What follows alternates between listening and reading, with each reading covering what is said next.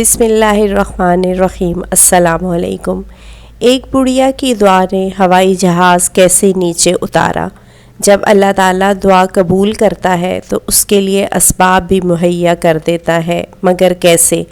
وہ گاڑی سے اترا اور بڑی تیزی سے ہوائی اڈے کی جانب لپکا۔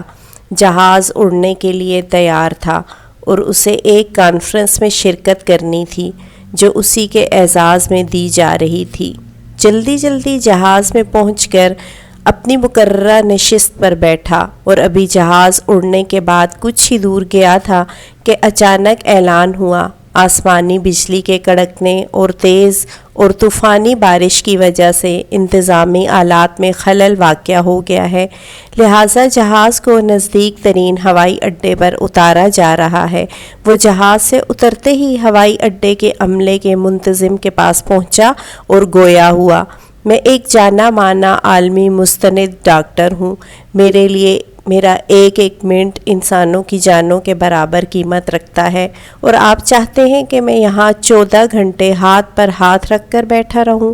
کارکنوں میں سے ایک بولا، جناب ڈاکٹر ذیشان صاحب، اگر آپ کو زیادہ جلدی ہے تو ایک گاڑی کرائے پر لے کر اپنی منزل مقصود تک پہنچ جائیے، یہاں سے گاڑی میں وہ مقام 3 گھنٹے سے زیادہ دور نہیں۔ اس نے ایک گاڑی کرائے پر لی اور اپنی منزل مقصود کی جانب روانہ ہو گیا، لیکن یہاں بھی قسمت کام نہ آئی۔ موسلادھار بارش اور جھکڑ آڑے آئی اور وہ سفر جاری نہ رکھ سکا۔ ابھی یہ راہ میں ٹامک ٹوئیاں مارتے پھر رہے تھے کہ احساس ہوا راستہ گم ہو گیا ہے۔ نا امیدی کے ساتھ آگے چل ہی رہے تھے کہ اچانک ایک چھوٹے سے گھر پر نظر پڑی۔ اس طوفان میں غنیمت جان کر نیچے اترا اور جا کر دروازہ بجا دیا۔ آواز آئی، جو کوئی بھی ہے اندر آ جاؤ، دروازہ کھلا ہے۔ اندر ایک بڑھیا زمین پر جائے نماز بچھائے بیٹھی تھی۔ اس نے کہا، ماں جی اجازت ہے میں آپ کا فون استعمال کر لوں؟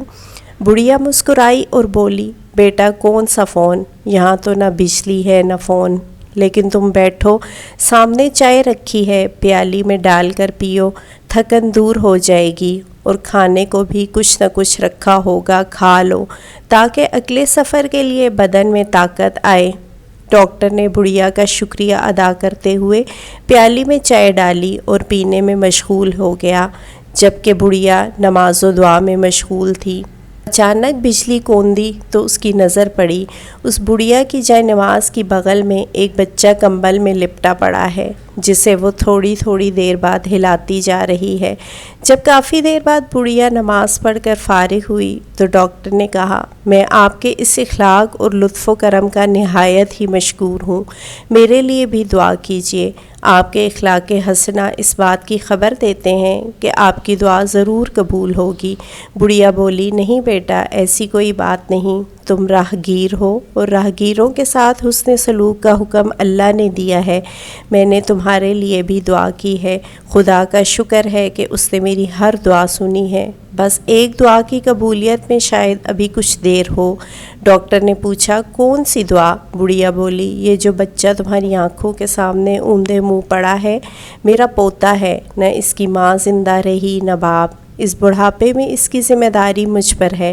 ڈاکٹر کہتے ہیں اسے کوئی موذی مرض ہے جس کا وہ علاج نہیں کر سکتے، کہتے ہیں ایک ہی ڈاکٹر ہے بڑا نامی گرامی، نام بتایا تھا اس کا، ہاں ذیشان، وہ اس کا آپریشن کر سکتا ہے، لیکن میں بڑھیا کہاں اس تک پہنچ سکتی ہوں، لے کر جاؤں بھی تو پتہ نہیں قبول کرے یا نہ کرے۔ میری تو خیر ہے، یہ بیچارہ بچہ خوار ہو جائے گا، بس اب اللہ سے ہی امید ہے کہ وہ میری مشکل آسان کر دے۔ ڈاکٹر کی آنکھوں سے آنسو نکل رہے ہیں، وہ بھرائی ہوئی آواز میں بولا، خدا کی قسم آپ کی دعا نے ہوائی جہاز کو کیسے نیچے اتار لیا، آسمان پر بجلیاں کندوا دیں، مجھے رستہ بھلوا دیا تاکہ میں یہاں تک کھینچا چلا آؤں۔ خدا کی قسم مجھے یقین نہیں آتا کہ خدا ایک دعا کو اس طرح قبول کر کے اپنے بندے کے لیے یوں اسباب فراہم کرتا ہے۔ سبحان اللہ۔